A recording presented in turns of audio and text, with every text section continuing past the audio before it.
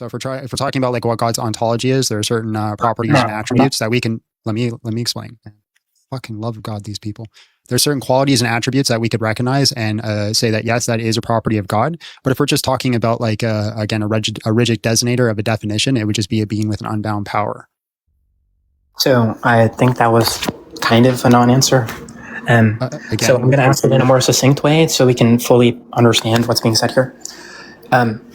Do you need to have the triomny properties to satisfy the definitional characteristic of the term God? Are we talking semantics or an ontology? Obviously semantics, because we're talking about the definition. Okay, again, in the semantic, the only thing that you need is a being with unbound power. Okay, and do you think that entails omnipotence, omnibenevolence, omniscience, or no? Yes, that would include the omni properties because it's unbound. So then the answer to the question from before should have just been yes, because because your question included the triune. In order to satisfy, like of a triune. But you said the boundless power talk entails that you have omnipotence, omniscience, and omnibenevolence, which just means you also brought in the triune God in your statement. No, I said triomni, which is different. Sure I'm pretty sure you said the triune. Maybe I misheard you. Then we just got lost on not hearing you properly. That's fine. So our definition is the same, right? The God with unbound power. Our God is a being with unbound power. Okay, cool. So then it just seems like the triomni properties alone generate a contradiction, right? Such that God necessarily can't exist. We can further break that down. It's what's called the logical problem of evil. Dale Mackey runs it, but I have an upgraded version we can talk about.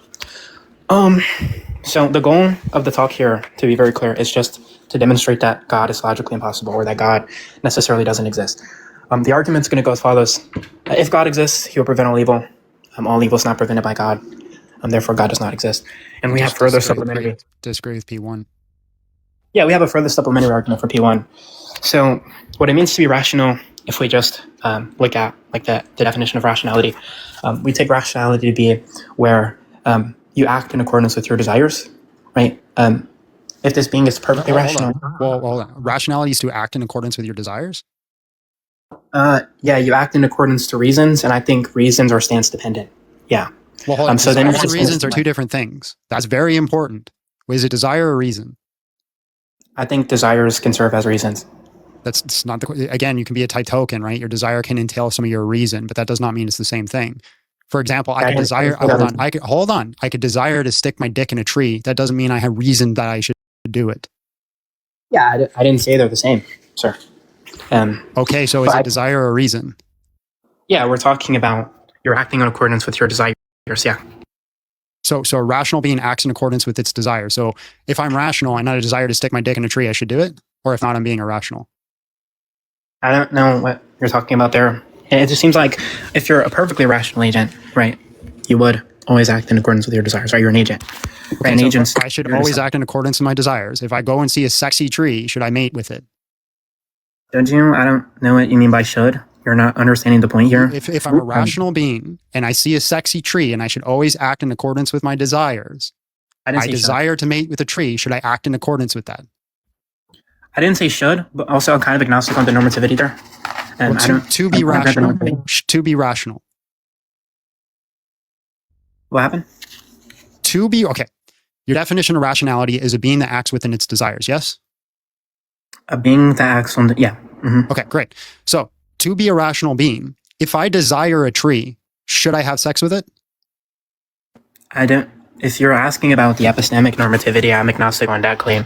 If you're asking about, it's an if-then conditional. It's a material implication, right? So to be rational, right? To fall into the category of rationality, should you expect to see me mate with a tree if I desire to do so?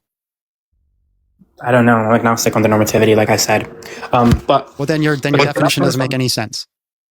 Wait, you think me being agnostic insofar as I hold the neutral doxastic state, you think that that's going to have to somehow make my definition not make any sense? You think me being agnostic on a question make any sense because you can't clear up the semantics of it. So the reason your definition doesn't make any sense is we agreed on the definition was that, hey, the definition here is a being is going to act. Wait, but I don't appreciate you doing this thing where you interrupt me, to be clear, right? I let you speak. So expect you to do the courtesy of doing the same. Now, I asked you a very specific question. I said, do you think me having a neutral doxastic state towards a question that you asked me somehow entails that my definition makes no sense? Yes or no? Okay, what's the argument for the entailment relation? Yeah, so the reason for that is because you made an argument that for one to be a rational being, it must act within its desire, yes? I'm not interested in the meta. I just want an argument. Right? I don't want you to do this thing where you recap the I'm conversation. clarifying the first premise. Do you agree with that premise? I don't want you to do this thing where you recap the conversation and ask me a question when I ask you for an argument. So Okay, the question I will on the just give table, you the argument. Your first, I will explain in an argument then. Your first statement is that and to be clear, the argument is for the one to be irrational, I'm trying to make the argument. Shut up and listen. For one to be irrational, shut up and listen. Let me make the argument, which you wanted me to do. You said make the argument. Now you won't stop talking to make me the argument. Please stop talking. I will make the argument, then you can respond. Is that fair? The thing that you asked me to do 5 seconds ago, did you not ask me to do that? Yeah, but you see how it's frustrating to get interrupted? Did you not ask me to do that? You see how when you interrupt, did you or did you not ask me to do that? Did you or did you not ask me to do that? I don't know why you're complaining about being interrupted. Did you or did you not ask me to do that? Yeah, I did ask you to do that. Okay, then let me do it. Let me do it. Before you do that, there's something to be said. Let me do it, and I promise I'll let you speak. There's something to be said that's procedurally prior. You're actually running from this. Do you know what it means to be procedurally prior, sir? You're running. That just means that before you proceed in giving the argument, this is something that should be prior to maintain maximum clarity, right? And what we're getting clarity on is just what you're supposed to be giving me an argument for. Now, I asked you, do you think me having a neutral doxastic state towards a question that you asked me is supposed to show that my definition makes no sense? You said that's somehow an entailment. I'm asking for the argument for that. So you can proceed. Oh, wow. He just repeated the same thing I was trying to answer. Crazy. Wow. That was such a waste of time because it's literally what I was going to answer.